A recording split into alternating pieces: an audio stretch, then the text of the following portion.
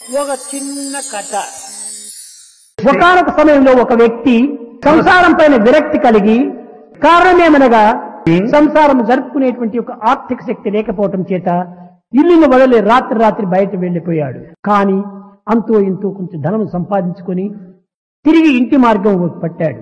ఆ ఇల్లును వదిలే సమయంలో ఒక చిన్నారి బిడ్డ, ఒక కుమారుడు ఉండేటువంటి వాడు. అతనికి తండ్రి యొక్క వాత్సల్యం చేత ఆ కుమారుడు ఎంతనో ఆనందంగా కాలం గడుపుతూ ఉండేటువంటి వాడు. తండ్రి యొక్క ఎడబాటు చేత ఏ బుద్ధి తెలియనటువంటి పిల్లవాడు ఆ మనోవ్యత చేత క్రమక్రమేణా ఆ చింతన చేస్తూ మరణించాడు. కొంత ధనమును చేతిలో పట్టుకొని ఈ తండ్రి తిరిగి తన గ్రామానికి వస్తున్నాడు. ఈ లోపల పెద్ద మురుగులు మెరుపుల చేత వర్షం ప్రారంభమైంది. ఈ చీకటిలో గ్రామంలో ప్రయాణం చేయటము మంచిది కాదని పక్క గ్రామంలో ఒక చావిట్లో నిద్రించాడు. ఆ పండుకున్న తక్షణమే అతనికి గొప్ప స్వప్నం వచ్చింది. ఆయన ఒక మహారాజుగా అయినట్టు, ఆయన బంగారు సింహాసనం పైన కూర్చున్నప్పుడు దాసీలందరూ సేవలు సలుపుతున్నట్టు, అతనికి 6 మంది బిడ్డలు ఉండినట్టు, వారందరూ కూడా కుమార రాజుల వలె బాగా గొప్పవారుగా ప్రవర్తిస్తున్నట్టుగా కనిపించింది. తాను ఆనందిస్తున్నాడు ఆ స్వప్నంలో. బాణం పైన పవడించాడు.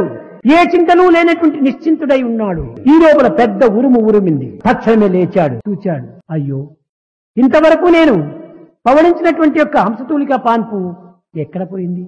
నేను గొప్ప మహారాజుగా ఉండినానే, ఆ మహారాజు యొక్క స్థానం ఎక్కడ పోయింది? దాసీలతో సేవ కల్పిస్తున్నటువంటి నాకు ఈ సేవకులు ఎక్కడ పోయారు అని విచారణ చేశాడు. ఇదంతా స్వప్నము అని నిరుత్సాహపడ్డాడు. ఆ 6 మంది కొడుకులు కూడా నువ్వు కనిపించలేదు. తెల్లవారు లేస్తానే ఇంటికి వచ్చాడు. ఇంటికి వచ్చిన పతిని చూచి ఆ ఇల్లాలు గొర్రెలను ఏడ్చింది. పాపం, ఒకవైపున పతి ఇల్లు చేరాడని సంతోషము, మరొక వైపున కుమారుని పోగొట్టుకుంటున్నాయి అని దుఃఖము. ఆ తండ్రి మన కుమారుడు ఎక్కడా అని ప్రశ్నించాడు. నీ వియోగం చేత మరణించినాడు అని చెప్పింది ఆ యొక్క ఇల్లాలు. స్తంభించిపోయాడు ఈ వ్యక్తి.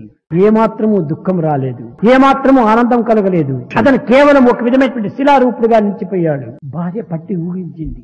ఏమిటండి, కుమారుడంటే ఎంతో ప్రేమగా ఉండినటువంటి మీరు కుమారుని యొక్క మరణ మాత్రం ఇంత వినగానే నీకేమాత్రము దుఃఖం లేకపోతుండదే, ఇది కారణం ఏమిటి? నిన్నటి దినం రాత్రి ఆ చావిట్ లోపల నాకు ఒక కల వచ్చింది. అందులో నేను శ్రీమంతుడిగా ఉంటున్నాను. నాకు 6 మంది కొడుకులు ఉంటున్నారు. హంసతూలిగా పాన్ పైన పవడించినాను. దాసీలతో సేవలు జరిపించుకున్నాను. కానీ ఇప్పుడు ఆ 6 కొడుకులు పోయారు. ఇప్పుడు ఆ 6 కొడుకులు పోయారని వారి కోసం ఏడ్చేదా? ఒక కొడుకు పోయాడని వీడి కోసం ఏడ్చేదా? ఎవరి కోసం నేను ఏడ్చాలి? వారందరూ స్వప్నములోని పుత్రుడు, జాగ్రత్తలోని పుత్రుడు. జాగ్రత్తలో స్వప్నం లేదు, స్వప్నంలో జాగ్రత్త లేదు. కానీ స్వప్నంలోన నేనున్నాను, జాగ్రత్తలోన నేనున్నాను. నేనొక్కటే రైట్, ఇంకా అవన్నీ కూడా నాస్తి. 2 స్థానములు ఎందుకు ఉండినటువంటి వాడు నేను. నేను ఆమ్ని ప్రెజెంట్, కానీ అవన్నీ కదిలిపోయే మేఘంలే. అప్పుడు తెలుస్తున్నాడు జగత్తంతా నిత్యము అని. ఈనాటి మానవుడు సరి అయిన ఆనందాన్ని గుర్తించాలంటే 3 మార్గంలో మనం సరైన అన్వేషణ జరపాలి. మొట్టమొదటిది తెలుసుకోవలసినది తెలుసుకోవాలి, వదలవలసినది వదలాలి, చేరవలసినది చేరాలి. ఈ మూడింటితో మనకు నిజమైన ఆనందం లభిస్తుంది. తెలుసుకోవలసినది ఏమిటి ఈ జగత్తు? ఎంతకాలం నేను ఉండగలను? ఏమి అనుభవిస్తున్నాను? మన కనుముందుగా ఎంతమందో పోతున్నారు, ఎంతమందో పుడుతున్నారు.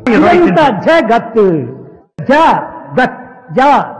రావటం పోవటం జరుగుతుండాలి. కనుకనే ఈ జగత్ యొక్క తత్వము ఇది వచ్చిపోయేటువంటిది అని తెలుసుకున్నప్పుడు మనకు ఆనందం వేస్తుంది. కానీ వదలవలసినటువంటిది వదలాలి. ఏమిటి మనం వదలవలసినటువంటి? కేవలం ఈ భ్రాంతి, సత్యము కానటువంటి దానిపైన మనం సత్యమని విశ్వసించి దానిని గట్టిగా పట్టుకొని అనేక విధమైనటువంటి బాధలకు గురి అవుతున్నాము. ఏదో నన్ను మాయ పట్టుకొని పీడిస్తుండాదని, లేక నన్ను దుఃఖము పీడిస్తుండాదని, ఆ యొక్క దుఃఖం నన్ను వదలటం లేదని మనం భావిస్తుంటాము. దుఃఖానికి ఏమైనా కాళ్ళు చేతులు కన్నులు ముక్కులు ఉంటున్నాయా?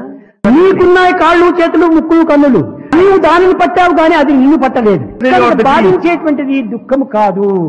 నేనే దుఃఖమును బట్టి బాధపడుతున్నాను, నా అజ్ఞానము అనే ఈ అజ్ఞానాన్ని వదలాలి. అప్పుడే మనకు ఆనందం. చేరవలసినది ఏమిటి?